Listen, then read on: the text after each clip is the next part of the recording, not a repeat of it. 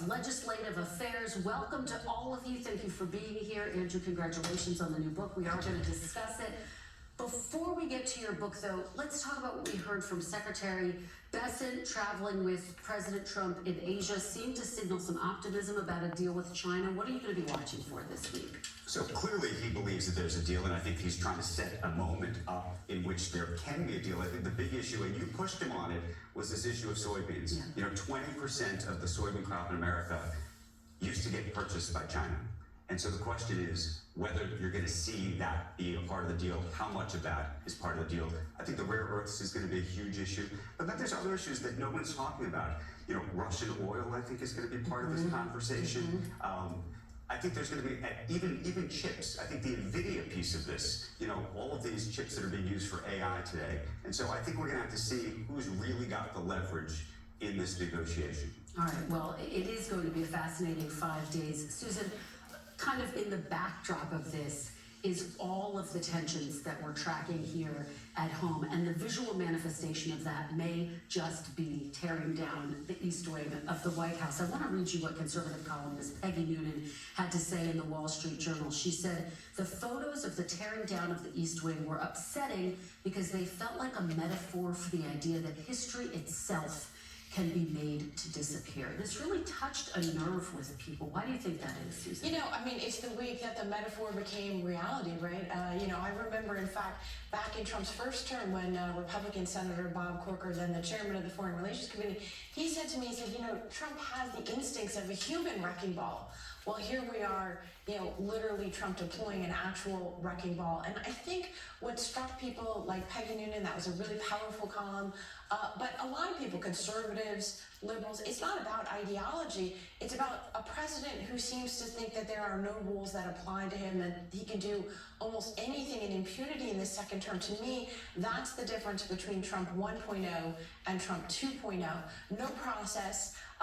Read the Washington Post story about what it would take if you wanted to renovate your front door in Georgetown, okay, in a historic district. And then the president can just knock down a historic building. So it's not so much, it seems like the White House wants to make it about the ballroom, but it's not about that. It's a classic example of the question of Trump and does he recognize any limits to his power? You know, Mark, Susan points out the differences between Trump 1.0 and 2.0. No one knows them better than you because you lived through it. How do you see this moment evolving as we talk about all of these competing factors, the tensions over trade, the shutdown here back at home, and then all of the bipartisan criticism we've seen with tearing down the East I Wing? think the photos are jarring. And I think the reality is that the White House belongs to the American people. It's temporarily occupied by each different president. There's a process to make changes like that. Having said that, I don't think we appreciate how much voters elected Donald Trump to tear down much of Washington, D.C. That's what they wanted. I think the bigger issue is going to be heading into the midterms next year throughout, continues to be the trade agenda. I mean, to your interview with Scott Bessent, in 2 weeks, the administration is going to stand in front of the Supreme Court making oral arguments to defend IEEPA, which says that in our national emergency, the president can assess tariffs. What exactly is the national emergency frontier running ads of Ronald Reagan? What is the defense to say that's a national emergency? And how upside down is our world today that a quasi-socialist economy in Canada is running ads as one of America's greatest presidents, extolling the virtues of free trade, and a Republican president is condemning the words of Ronald Reagan and has more central planners in their administration than any Democrat administration in the last 100 years. It's an upside down world that we're living in right now. And also notable when I asked the Treasury Secretary about the new tariffs that he plans to impose against Canada, the 10% actually, he wasn't sure if that applied to all goods. What is the Democratic view, particularly as increasingly polls are showing frustration with both parties over this government shutdown and the question, who's going to blink first here? I mean, it's interesting. I was watching the secretary and I was asking myself, what world is he living in? He clearly isn't living in the shoes of the American people. I mean, I think the political pitfall for the president right now is the split screen. Here is the emperor building this big, beautiful ballroom. Meanwhile, federal workers are in line and food banks. You've got a situation where the president is trying to shake down DOJ for $230 million of taxpayer money, by the way, and we're suffering from higher grocery costs, electricity costs. He's bailing out Argentina. Meanwhile, our farmers are told to eat cake. That is really what's at play here.